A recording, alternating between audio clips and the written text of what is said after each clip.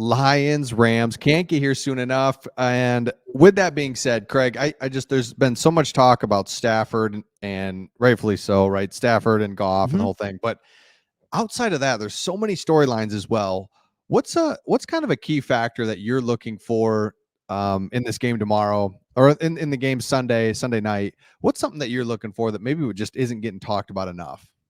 Yeah, I think I don't know if it's not getting talked about enough. No, okay, then I'll go there. If you want to specifically not talked about enough, I would say I think the question is, are we going to get pressure on Matt Stafford?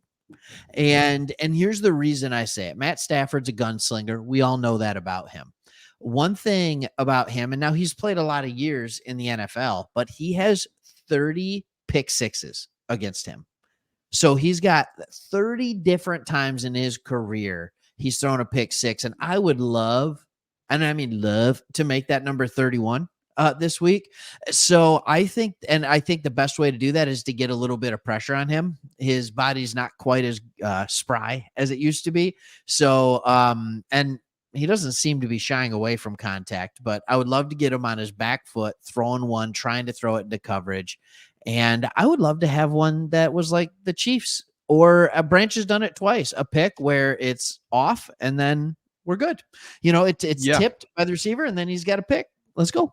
And you nailed it. I was thinking about that, like Brian Branch and CJ Gardner-Johnson, two players that we forget about them almost. And Branch is elite. I mean, the guy is great at the nickel. And we've got CJ Gardner-Johnson coming back. Really, last week he kind of dabbled with it, but the guy. So our secondary, I know we're concerned about our secondary, but I feel much better, and I know we've got ways to go with just how we feel about the secondary. But you and I made a great point, right? Or you made a great point these last couple weeks. Dallas Cowboys. Oh, we're getting toasted. Our second, it's like, wow, we gave up 20 points. Right.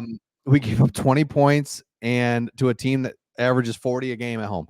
Next game, oh, we're getting toasted again by Jefferson. It's like, well, okay, number one, he's the best receiver in the league. But number two, 4 turnovers would give up 20 points again or whatever. So yeah, I think that our secondary isn't as bad as people think. And I'm with you, man. This crowd's going to be so nuts that all it is going to take is one mistake. We got to get that one mistake. An interception would be enough, but like a pick six, are you kidding me? The roof coming off, man, if that happens. Yeah, I agree with that. And I think, I mean, obviously that place is going to go nuts. That's the game right there, probably. The secondary is interesting because, like you said, we're giving up big plays. CeeDee Lamb goes off against Dallas, Jefferson against Minnesota. But here's the thing. We've been yelling all year for Aaron Glenn to dial up blitzes.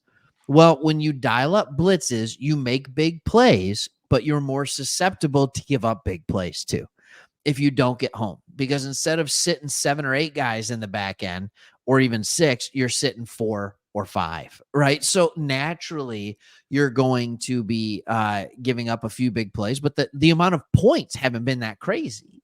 Yeah. That's the thing that I love, is the amount of points haven't been crazy, exactly like what you're saying. I don't know if the secondary is necessarily better, but I think the secondary is extremely better when Ifeatu Melifonu's in the game. And CJ Gardner-Johnson, as long as he's not blowing assignments, which he did a few in Minnesota. So I think we could be better, and I would like to see CJ Gardner-Johnson and Melifonu in the back end together at least 50% of the time, if I can be honest. Yeah, and here's the thing we got to remember too, and one thing we're kind of all forgetting about is Aiden Hutchinson admitted he went on the St. Brown podcast, and he admitted for like 6 weeks his leg wasn't right from that hit he took early in the season from the Carolina Panthers. And if you've noticed on that interception, right? Yeah. Yep. And in the Dallas game and in this last game, I mean, he is fresh, spin move, played in every game. I mean, if he's fresh and we're getting just enough of pressure. And I mean, he really is one of those top premier pass rushers when he's healthy and feeling good. And there was a literal 6-week stretch there. Remember when we were all like, where's the pressure? Where's the pressure? And that's when we wanted to draft somebody. Well, the pressure's, I feel good about it. And I think we can get home. So that's That's huge. I mean, you said it right from the jump. I mean, but that's where the pressure is going to come from. We need our stars to be stars. Yeah. And having Aleem McNeil back when you're talking about Ooh, pressure is huge, right? Because another if one we he forgetting can, about. Yep. yeah, if he can generate pressure up the middle, I think about when this whole thing turned around for the Detroit Lions, and it was against, I mean, it was already starting to turn around, but like this was the stamp. Remember when we went to New York and just put it to the Giants last year? Yep. And Aleem McNeil just went off. Like if he can have one of those games, because the LA Rams offensive line is not bad. It's not good either. So the thing is like, okay, so if they don't let Hutch beat them, first off, Hutch makes something happen, right? But Yep. can McNeil then get the pressure and take care of business as well? Because you can't Dude, double team everyone. exactly. Great point. Another guy we're forgetting about, Aleem McNeil, and that's why we really focused on our defense so far in this video. Is like, Yeah. Aleem McNeil, Hutch, CJ Gardner Johnson. That maybe was a rust game last week. What if he can really just remember who he is, right? Just like we got to remember who he is. Iffy Melifonwu's playing strong, and then I feel better about our defense than most people. I'm higher on our defense than most people, and I look at their You're higher on offense. our defense than I am. Yeah, and I think because I think we look at their offense. I get it. Stafford, Cooper, Kupp. I get their offense, but I just think it's not far and away better than our defense, where we are just going to get just train wrecked. I mean, obviously, I hope that we don't win if that happens, but I think our secondary can match up better than we think, and our pass rush can get there better than we think. Yeah. And Cooper Kupp isn't, I'm afraid to say this, right? Cooper Kupp isn't what he was last year. No. He's hobbled a little bit, and that's why Nakua's continued to be really, really good. I think the important thing for me on this is with Puka Nacua, like you need to wrap that dude up right away. Otherwise, he's a big play waiting to happen.